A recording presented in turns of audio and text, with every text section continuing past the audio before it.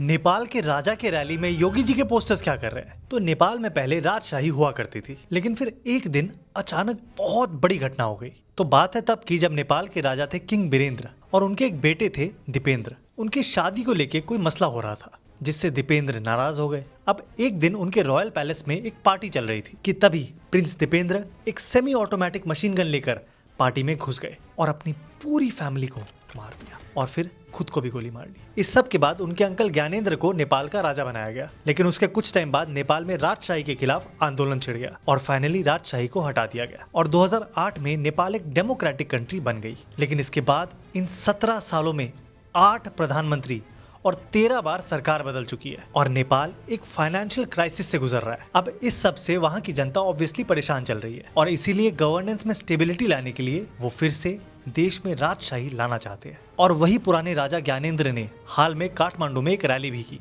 और योगी जी के पोस्टर्स इसलिए थे क्योंकि योगी नेपाल के राजशाही को ओपनली सपोर्ट कर चुके हैं और राजा ज्ञानेंद्र उनसे मिलने भी आए थे। आप किसे सपोर्ट करते हो, मोनार्की या डेमोक्रेसी?